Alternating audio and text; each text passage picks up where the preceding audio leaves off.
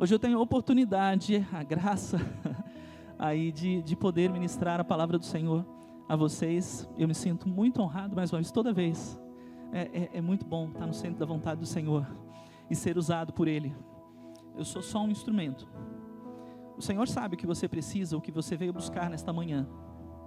Mas nesse momento faça uma oração, para que o Senhor me use como instrumento, que eu fale apenas aquilo que venha direto do trono para a tua vida. E aquilo que você vem buscando ao longo da semana, e que você veio aqui, Senhor, eu preciso de uma resposta, Senhor, eu preciso ser curado, Senhor, eu preciso de libertação nesta área. Que o Senhor possa continuar usando, porque isso já começou a acontecer, gente. Em meio aos louvores o Senhor opera, e eu sei que você já foi tocado pelo Senhor, você já foi abraçado pelo Senhor, o Senhor já está se movendo neste lugar. Mas faça agora um pedido ao Senhor, que o Senhor use o servo dele, para trazer a resposta, para te trazer direção, para abençoar a tua vida, em nome de Jesus. Faz essa oração. Pai querido, vem, Senhor, agora. Ouve, Senhor, a oração do teu povo. Me usa como um instrumento nas tuas mãos. Sou apenas, Senhor, um instrumento.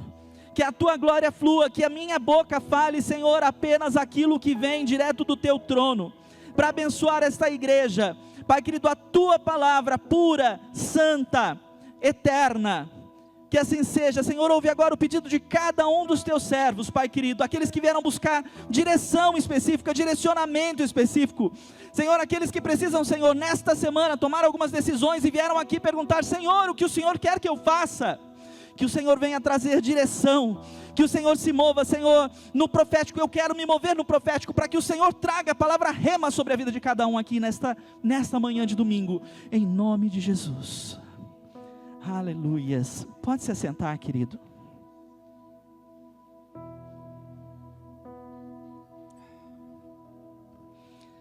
Louvado seja o nome do Senhor.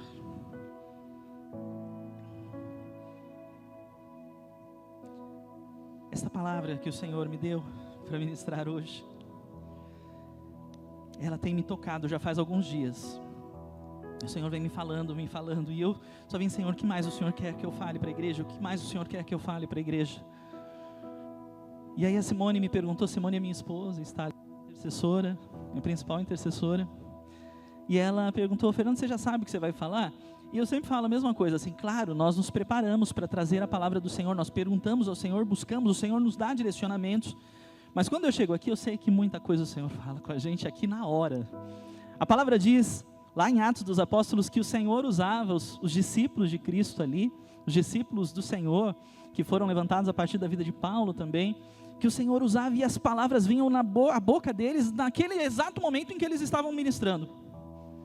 Que o Senhor faça isso. Eu quero me mover no profético, eu não quero falar nada de mim mesmo, então, que o Senhor possa fluir agora, em nome de Jesus. Nós vamos começar lá no livro de Êxodo, o segundo livro da Bíblia, fácil de achar, logo depois do primeiro, que é Gênesis. E essa palavra começou a nascer quando eu li, vamos ler versículos 6, 7 e 8, que diz assim: Ora morreram José, todos os seus irmãos e toda aquela geração, uma geração inteira morreu. Quem já leu a Bíblia, quem já leu o livro de Gênesis, sabe que o livro de Gênesis termina com a história de José.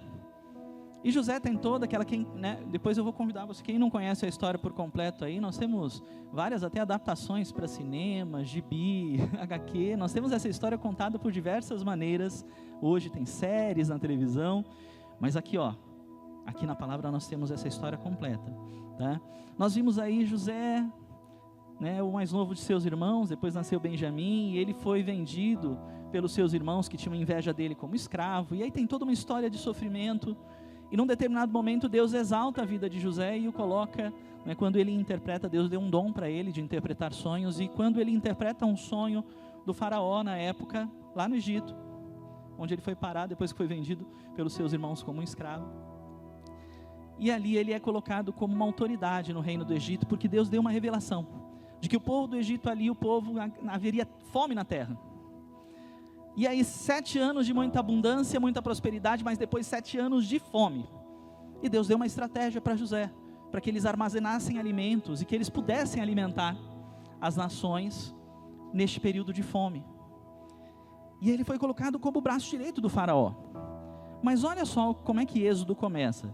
Então morreu José, morreram seus irmãos, que depois foram todos morar ali também no Egito com seu pai, né? Todos foram ali, mas todos morreram e morreu aquela geração. E aí diz assim, ó, versículo 8: então subiu ao trono do Egito um novo rei, que nada sabia sobre José. Eu fiquei encucado com isso. Como assim? José teve um papel importantíssimo no governo do faraó anterior. Eles foram salvos através de José, a mão de Deus sobre o Egito e sobre todas as nações ali aos redores. Eles foram salvos de um período de fome, tiveram alimento por essa direção. José era uma das autoridades, por uma geração ele esteve ali como autoridade, mas quando o outro faraó assumiu, não sabiam nada de José. E eu fiquei me perguntando, o que será que José fez ou deixou de fazer, para que ninguém na geração seguinte soubesse sobre ele? E aí o Espírito começou a me ministrar. A primeira palavra que veio ao meu espírito foi memorial. Quem sabe o que é um memorial? Memorial da América Latina. Já viu? Lá em São Paulo. Tá?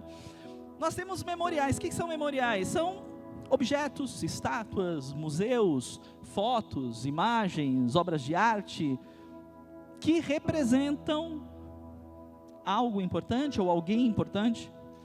E que toda vez que você vai ali no memorial da América Latina, ou naquele museu que é um memorial à vida de um determinado artista, político, alguém importante, você vê aqueles objetos, aquelas... Gente, nós temos, por exemplo, memoriais lá nos Estados Unidos, a vida de Elvis Presley. Quem lembra ainda?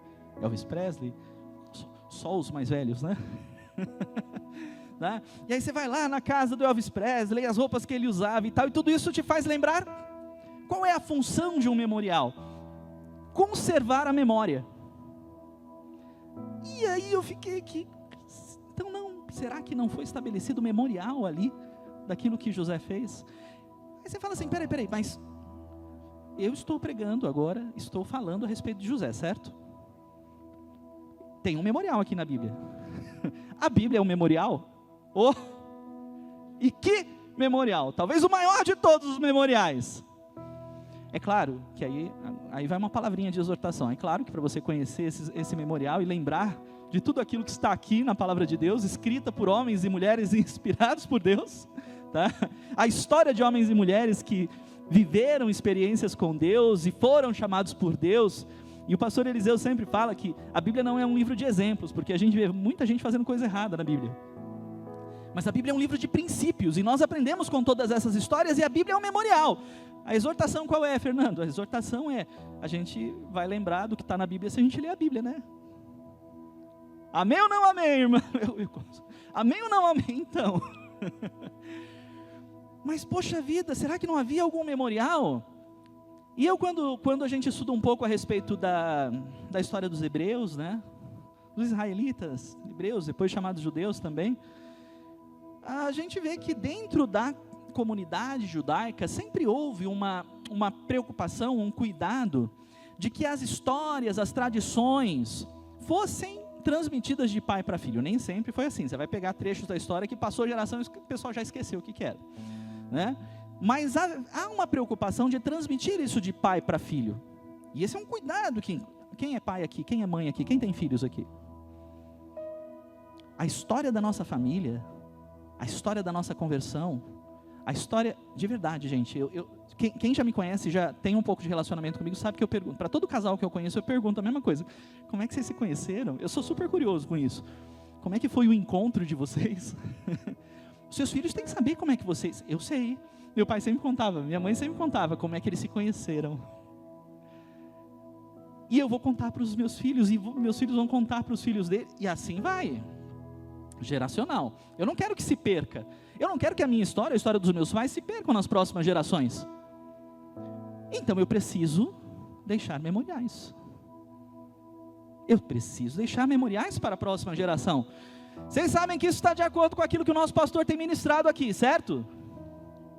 O pastor Eliseu sempre fala aqui, essa igreja aqui tem que ser uma igreja saudável, e nós temos que fazer o melhor para filhos e até para bisnetos, e por aí vai, até quando Jesus voltar. Vamos avançar. Aí falamos de memorial, será que o Senhor continuou falando a respeito disso? Vamos para, ainda em Êxodo, tá? Ou aqui na parede, ou aí você que está acompanhando aí. Vamos para Êxodo 16, aí eu tenho estudado, meus devocionais têm sido em cima do livro de Êxodo. Êxodo 16, 32 fala assim, ó. Disse Moisés: o Senhor ordenou-lhes que recolham um jarro de maná e que o guardem para as futuras gerações, para que vejam o pão que lhes dei no deserto, quando os tirei do Egito. Lembrando um pouco aí da história, Moisés foi usado pelo Senhor para libertar o povo que foi escravo, depois que José morreu, depois que passou a geração, ninguém sabia sobre José, o povo de Israel se tornou escravo do povo do Egito, porque eles estavam crescendo tanto, prosperando tanto, que o faraó que entrou e que não sabia nada de José, ele ficou preocupado. Esse pessoal aí que é estrangeiro, que está na minha terra, está crescendo mais que nós, está prosperando mais que nós, o que vai acontecer? Daqui a pouco eles vão tomar a nossa nação e a nação nossa vai virar a nação deles. Então como é que a gente vai fazer? Vamos fazer deles nossos escravos. E foi assim que aconteceu por 430 anos. E aí Deus usou a vida de Moisés, Arão, houveram aquelas 10 pragas no Egito, eles atravessaram o mar em terra seca, história que muitos de vocês já conhecem, e ficaram um tempo no deserto ali. E a Bíblia fala que no deserto eles não precisaram se preocupar com alimentação. Por quê? Alimentação é necessidade básica, o nosso Deus, se Ele cuida, né, da natureza, das flores que estão no campo, dos pássaros que voam, como é que Ele não cuidaria de você, das suas necessidades básicas? Você está entendendo o que Deus está falando com você? Você que está preocupado, e se faltar o que comer? Não vai faltar, querido, não vai faltar, Ele cuida de você, você é a menina dos olhos dEle. E ali no deserto, aquele povo cabeção, o pastor que falava sempre, aquele povo teimoso, cabeção, que ficou 40 anos no deserto, porque, meu Deus, a gente fala deles, mas muitas vezes a gente é igualzinho, né? Teimoso, Deus fala pra gente, a gente não ouve, Deus fala, faz isso, a gente faz outra coisa, né? Aí fala, não reclama, e murmura, Deus, pois é, mas Deus não deixou faltar nada para o povo, mesmo ele sendo cabeção, teimoso. E o maná, a Bíblia conta que toda manhã eles encontravam o maná, que era o alimento principal deles. Parece que era algo que, como que vinha da terra, mas que tinha um sabor de um pão meio adocicado, é o que o pessoal fala. E era o alimento diário deles. E era que havia uma direção, e olha que lindo isso, né? Olha como Deus fala tão claro e o povo ainda desobedece. A orientação de Deus foi, o maná vai estar para vocês todas as manhãs. Você pega a medida que você vai se alimentar durante o dia, mas não guarde para o outro dia, porque a cada dia o Senhor te dará o alimento. Claro, alguma dúvida? A direção? Foi falha a comunicação? Não, é isso. Você acredita que teve alguns ainda que foram lá e falaram assim, vou guardar para o dia seguinte? E aí a Bíblia fala, o que aconteceu quando guardou para o dia seguinte? No dia seguinte estava tudo mofado, cheio de verme, apodrecido já. Só que a Bíblia fala do sábado, do 7º dia santificado ao Senhor, e aí Deus deu uma direção. Quando vocês entrarem no Shabat, na sexta-feira, vocês vão colher na sexta o que vai durar até o domingo. Eu fiquei pensando aqueles que desobedeceram a Deus e pegaram durante a semana um tanto para guardar para o dia seguinte e estava apodrecido, os caras falaram assim, mas então vai apodrecer também, vai ficar 2 dias que eu vou guardar. Aí o que a Bíblia fala? Nada, não apodreceu nada, estava lá fresquinho no dia seguinte, no sábado pela manhã, estava lá consagrado ao Senhor, e aquilo que eles guardaram, que aí não eram para eles escolherem, né, o maná, estava lá. E por que eu estou explicando isso? Para você entender que aqui Deus deu uma direção para Moisés. Você vai pegar uma medida do maná, e essa medida que você vai guardar, isso não vai apodrecer. Isso vai ficar guardado, depois disso vai ficar guardado junto à Arca da Aliança, né, a Arca do Testemunho, quando ela é construída, para que as outras gerações todas possam olhar, olha, esse maná é daquela época lá atrás, está aqui, não apodreceu, e esse maná nos lembra que Deus é o Deus que liberta, o nosso Deus é o Deus que cuida, que transforma, que preserva, é o Deus que nos alimenta todos os dias. O maná era um memorial, para que o povo de Israel nunca se esquecesse de que Deus é aquele que cuida, é aquele que alimenta, é aquele que preserva a vida. E aí eu estou seguindo, né? Hoje de manhã eu fui no meu devocional, lá, Êxodo 28, e não é que... Vamos lá, Êxodo 28, vai um pouquinho para frente.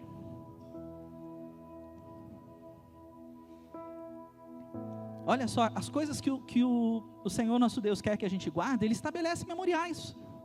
Êxodo 28, 12, diz assim: costurando nas ombreiras do colete sacerdotal como pedras memoriais para os filhos de Israel, assim Arão levará nomes em seus ombros como memorial diante do Senhor. Deixa eu te explicar o contexto aqui.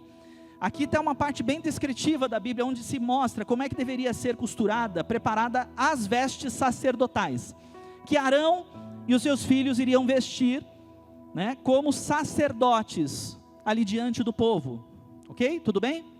E uma das partes é na parte do éfode, que é uma das partes da veste sacerdotal, e ele dá uma orientação: peguem essas pedras preciosas, tem a especificação das pedras ali nesse texto, 6 pedras num ombro, 6 pedras no outro, você vai colocar, essas pedras estarão gravadas os nomes dos israelitas. Quais nomes? As 12 tribos de Israel, o nome dos representantes de cada. Para quê? Para que seja um memorial. O nosso Deus é um Deus de geração, Deus de Abraão, Deus de Isaac, Deus de... E a partir de Jacó, algo prenuncia o que acontece hoje, a igreja do Senhor aqui. Eu não sei se você sabe, o pastor falaria assim, são aí os números, né, especiais, o significado numérico na Bíblia, 12 significa governo. A partir de Jacó, Deus de Abraão, Isaac e Jacó, e a partir daí Deus estabelece, forma, constitui o povo de Israel, a partir dos 12 filhos, os 12 nomes que estão gravados aqui nas vestes sacerdotais, aqui na ombreira. E você, e lá o povo, não deveria esquecer do governo de Deus sendo estabelecido e a constituição. Deus constituiu um povo para si, para que Ele pudesse governar esse povo, amém? Ok? Deus é um Deus de memoriais. Deus é um Deus de memorial, o maná memorial. Essas pedras aqui colocadas são memoriais. Nós vimos que a Bíblia talvez seja o grande memorial que nós temos, por isso que nós devemos meditar na palavra de Deus de dia e de noite. Josué 1,8 fala do segredo do sucesso. Qual que é o segredo do sucesso? Medita na palavra de dia e de noite, e isso te dará ousadia, unção, poder para conquistar o que você precisa conquistar. Josué foi o grande conquistador ali, né? O preparado por Moisés para assumir a liderança do povo de Israel e conquistar a terra prometida. Músicas são memoriais.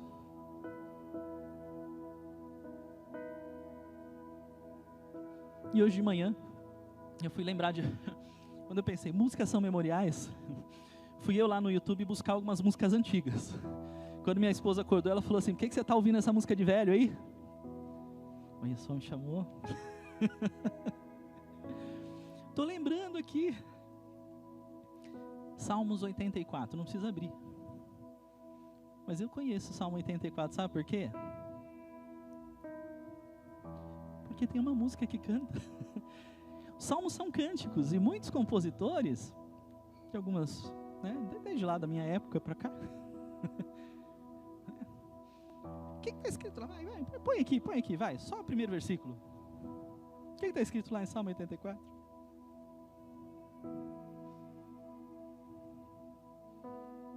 Só o pessoal lembrar, são memoriais. Aí os mais velhos vão lembrar, hein?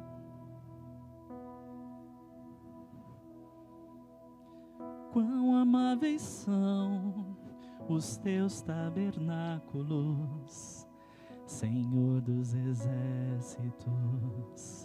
A minha alma suspira e desfalece. Quem conhece? Os mais velhos, né? Pelos teus átrios. O pardal encontrou casa e a andorinha ninho para si. Eu encontrei teus altares, Senhor, Rei meu e Deus meu. Eu encontrei teus altares, Senhor, Rei meu e Deus meu.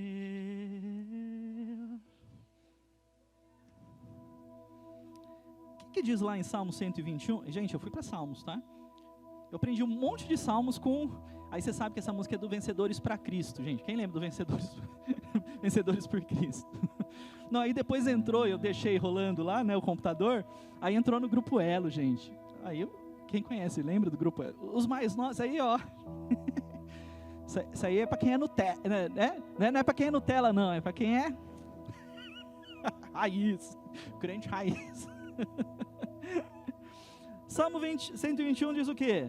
Vamos lá, o primeiro. Gente, tem tantos louvores aqui da palavra. Os louvores cantam a palavra, né? A música.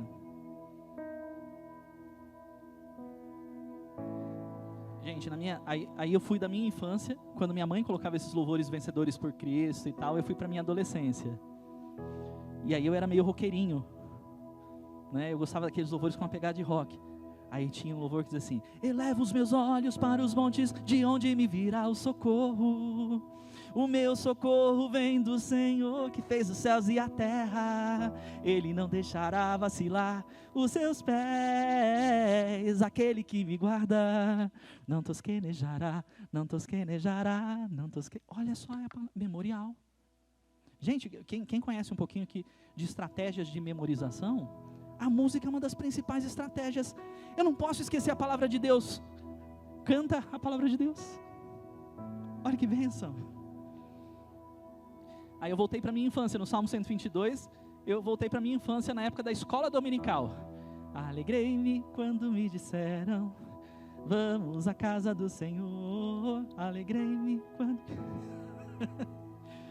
Aí foi para o seu, deixa eu ver, Salmo 124. Voltei para minha adolescência aqui. Se não fora o Senhor que esteve ao nosso lado, quando os homens contra nós se levantaram, o inimigo em sua ira nos teria consumido, nossa alma por completo destruído. Mas Deus nos livrou, libertou como um pássaro que escapa das garras do caçador. Bíblia, gente, Bíblia. E o Salmo 125, esse alguns vão lembrar aqui. Os que confiam no Senhor são como os montes de Sião, que não se abalam, mas permanecem para sempre. Como as portas de Jerusalém estão os montes, assim o Senhor em volta do seu povo, autoridade e poder, o domínio em suas mãos, pois o Senhor é Rei dos povos. Aí eu gostava muito dessa parte, que é uma coisa que entra na música, né? Que não é da música, mas a gente cantava. Não dá, sem Jesus não dá. Não dá, sem Jesus não dá pra viver, não dá. Aí fazia assim, ó.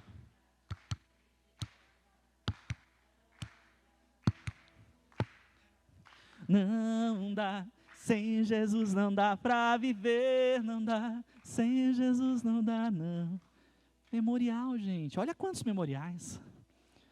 Quanto tempo talvez você não tenha passado por esses textos da Bíblia?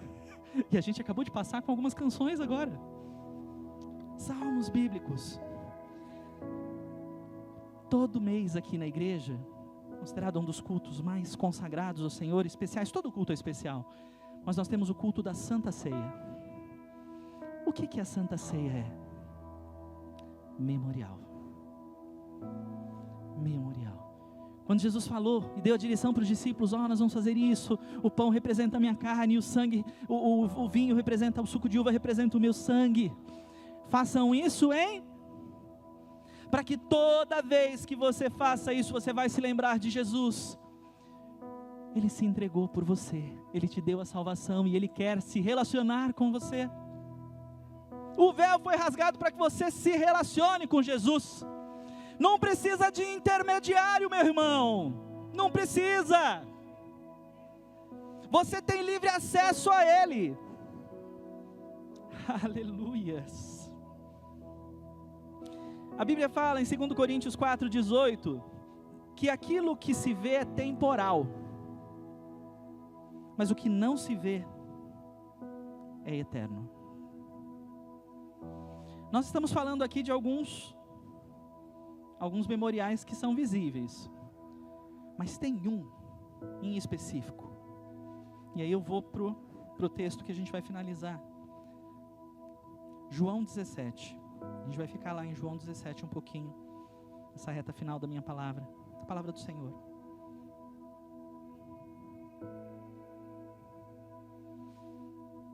Mas deixa eu voltar àquele ponto. Olha só, eu falei para vocês que o povo de Israel, né, os judeus, até hoje, tem um cuidado em ensinar o filho as tradições e a palavra de Deus e os ritos judaicos. E hoje em dia, pequena palavra de exortação, eu sou da área da educação, eu sou professor de formação, e a gente sabe que hoje muitos pais e mães abandonaram a educação dos filhos e deixaram isso na mão das escolas. E nós profissionais sofremos, porque às vezes coisa de educação básica, de falar obrigado e por favor, de repente a gente está vendo que os pais não ensinaram isso em casa e que o profissional que está ali de repente tem que se colocar nesse papel. Não é nosso papel como profissionais da educação, mas é teu papel como pai e mãe ensinar a palavra de Deus para o teu filho, ensinar a boa educação ao teu filho. A Bíblia fala em João, deixa eu ver aqui, onde é que eu notei aqui? Em Provérbios 22, 6. Ensina a criança no caminho que ela deve andar, e ela jamais vai se apartar disso.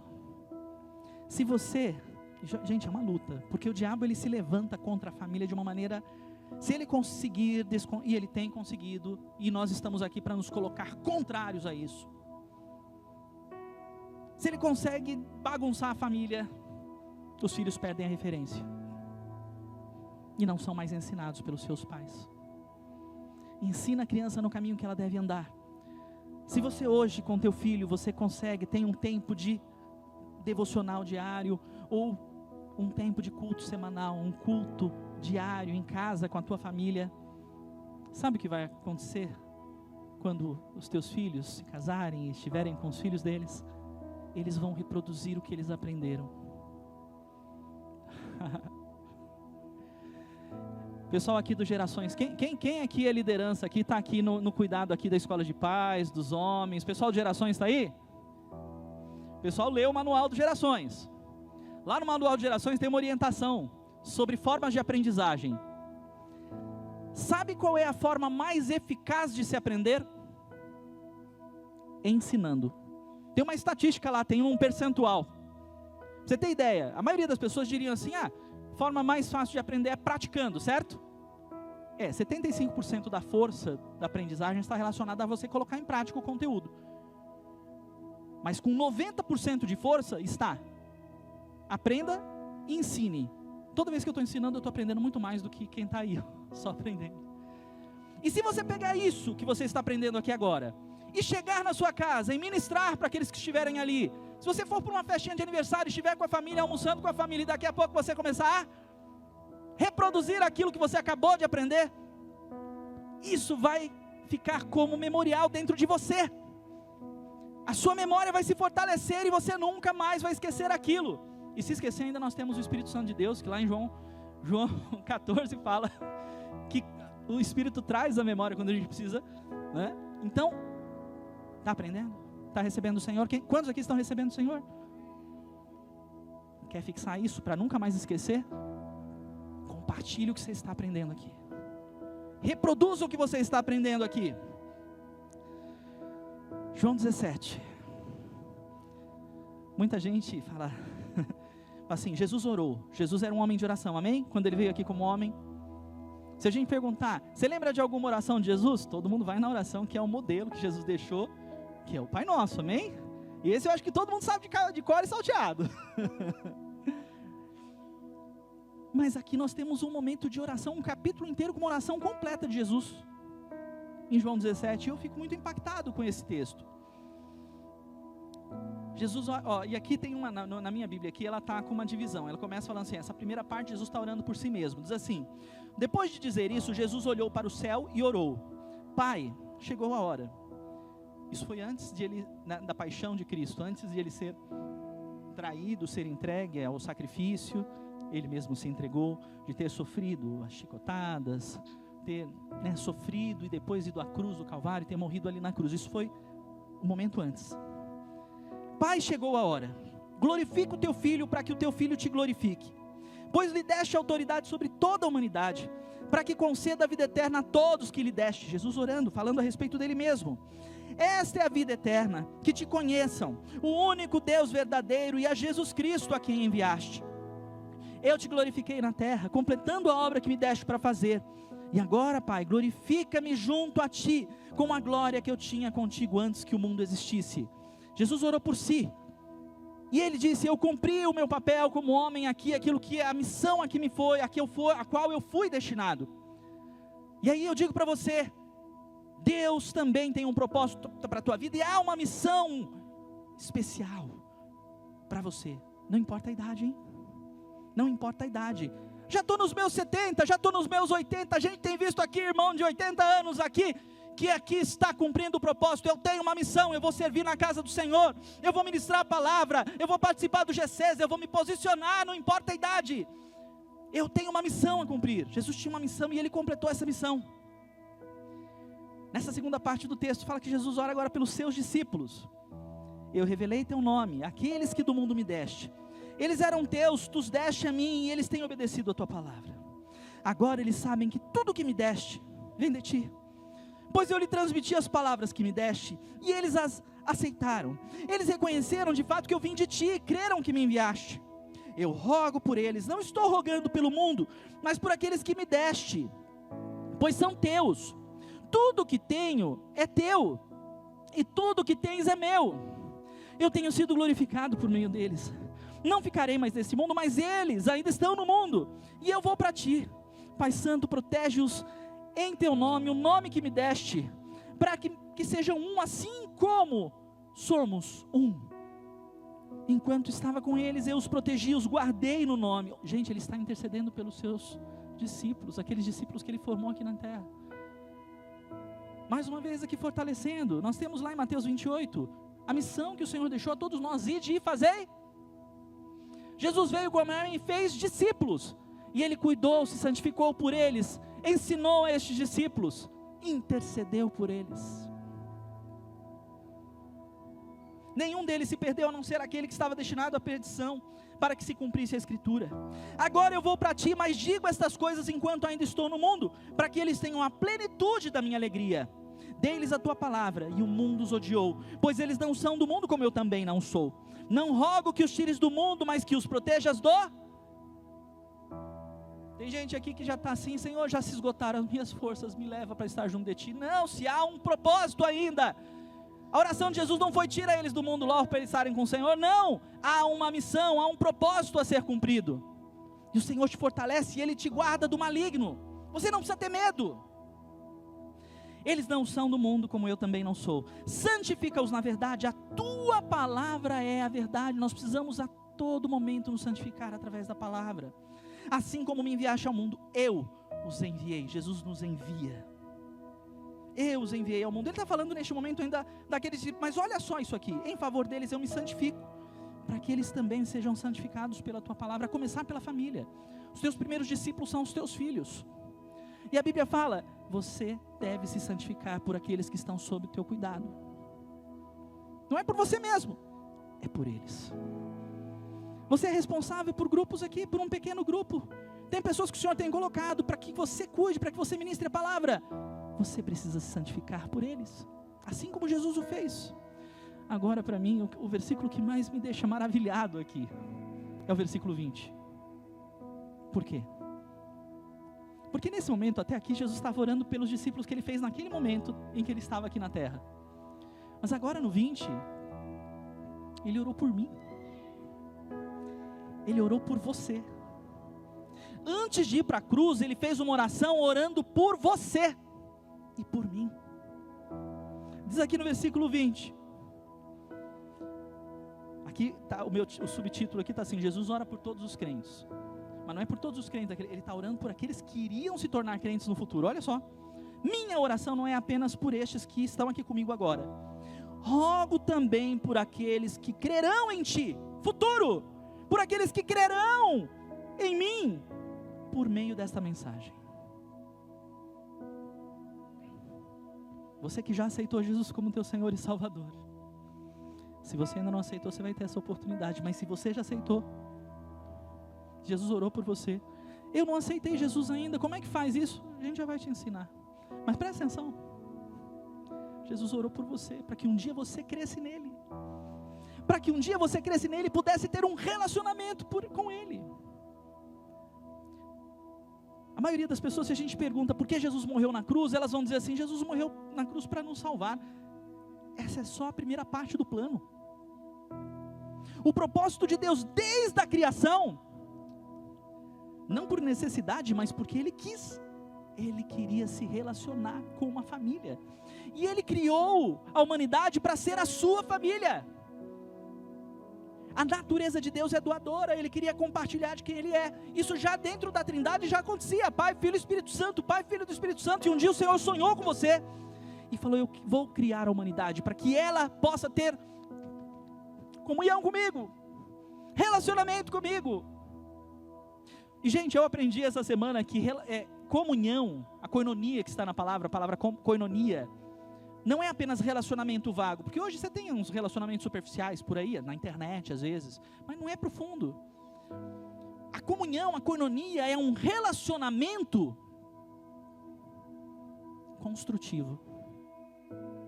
Você se une a pessoas, se relaciona com essas pessoas e você constrói algo com essas pessoas. Nós somos a igreja do Senhor Jesus Cristo, embaixadores do reino, e há uma humanidade perdida por aí precisando de Jesus. Quem vai levar Jesus a essas pessoas? Que você possa dizer nesta manhã: eis-me aqui. Eu tenho esse relacionamento com o Senhor, e esse relacionamento é construtivo, há um propósito, há uma missão a ser cumprida, e eu me disponho a cumprir esta missão. Jesus orou por mim e por você, e no versículo 26 fala que eu os fiz conhecer teu nome. O propósito de Jesus aqui na terra, Ele era o próprio Deus, a segunda pessoa da Trindade, mas toda vez que Ele falava alguma coisa, Ele atribuía a glória a Deus. Nosso propósito é apresentar Jesus Cristo. O propósito de Jesus aqui na terra era falar Deus Pai e do seu propósito. Jesus veio, cumpriu, há um plano de redenção, há um plano para restaurar o relacionamento da humanidade com Deus. Isso é feito através de Jesus Cristo. Ele é o único caminho, a verdade e a vida. Ninguém chega ao Pai senão por Jesus. Eu e você temos que apresentar Jesus para a humanidade. Aleluia. E se você seguir, eu vou te desafiar a ler esse capítulo inteiro em casa, com cuidado.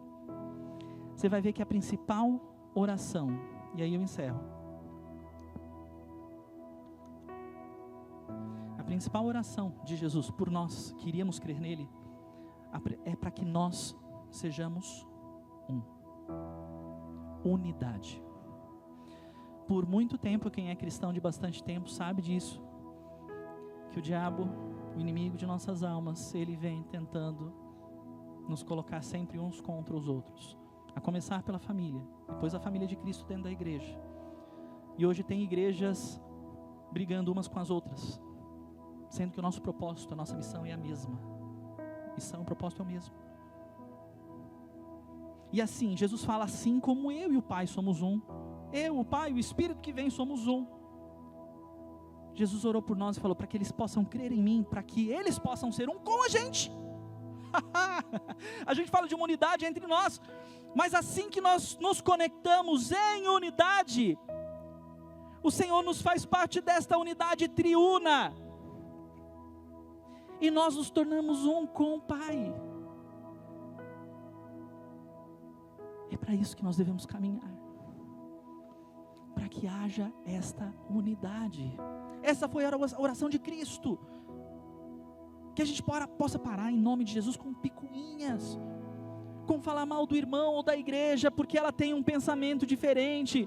Um pastor muito amado, que já faleceu, americano, que esteve como missionário no Brasil, que eu conheci quando eu era adolescente, pastor Thomas Dawson, falava assim: sabe por que as igrejas brigam entre si? Porque elas veem Jesus de uma maneira diferente, cada uma vê Jesus por um ângulo. Tem umas que estão olhando aqui, estão vendo Jesus só as costas de Jesus. Tem outra que está olhando de frente, está vendo só a barriga de Jesus. Tem outra que está vendo de lá, está vendo só o braço de Jesus. Então é por isso que tem um ministério que parece que só prega sobre fé, outro que só prega sobre cura, outro que só fala de libertação. Deus tem levantado a Lagoinha para a gente falar de um ministério integral de Jesus. E a igreja precisa fazer isso. Então a gente tem que parar de ficar apontando o dedo e tal, puxar a responsabilidade para o peito e falar: eu sou a igreja de Cristo e eu quero e vou buscar, custe o que custar, a unidade com os meus irmãos, e nós vamos representar bem, seremos bons representantes. Sabe como é que o mundo vai vir para Jesus? Quando eles virem a unidade divina em nós. Eles vão falar como eles são unidos, porque o mundo está cada vez mais separado. Nós temos aí a internet, que supostamente era para ser uma ferramenta que unificaria até quem está distante, mas o que a gente vê é que pessoas dentro da mesma casa vivem distantes umas das outras, às vezes só com uma comunicação superficial, o pai aqui na cozinha, o filho no quarto, e ele mandando mensagem para o filho que está aqui no quarto. E a unidade? Precisamos ser um. Pai, faz-nos um. Pai, faz-nos um. Tem uma canção da Batista da Lagoinha que fala isso. Nosso pastor André, com a Ana Paula, ministraram muitos anos atrás, lá no Rio Grande do Sul. Quem se lembra? Vou pedir que o grupo de louvor já venha. O pastor Dilson vai estar aqui me apoiando aqui nesse momento final. Mas tem um louvor que diz assim, ó. Vamos ver quem lembra. Pai, faz-nos um. Quem lembra? Pois tem nos dado tua glória, para que sejamos um. Perdoa-nos as ofensas, olhamos as diferenças, quando teu amor já nos uniu, o teu amor já destruiu o que nos separava, faz-nos um. E o coro desse louvor diz assim, ó: a nossa unidade, a nossa unidade irá trazer a glória do Senhor. A nossa unidade, a nossa unidade irá trazer a glória do Senhor. E o Brasil saberá, e o mundo saberá, que Jesus Cristo é o Senhor, o Salvador que